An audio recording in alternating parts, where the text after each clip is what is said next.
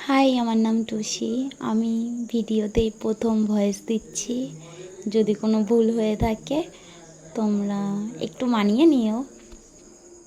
আজকে আমি শেয়ার করব সারাদিনে কি করেছি। আমার সকালে উঠে রান্না করতে হয়। আমি 6টার সময় উঠেছি, তার মধ্যে খুব বৃষ্টি হয়েছে। আরও আগেই উঠে গেছি, 5টা নাগাদ উঠে গেছি।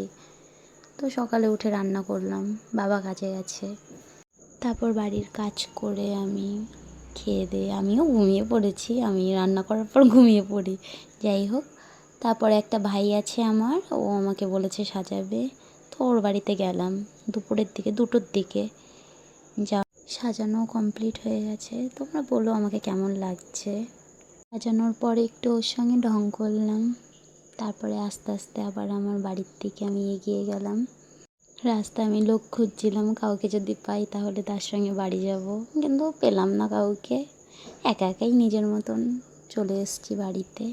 দিদি বলল কি খাবি, আমি বললাম চিকেন চাও খাবো। তো দিদি অর্ডার দিয়ে দিল।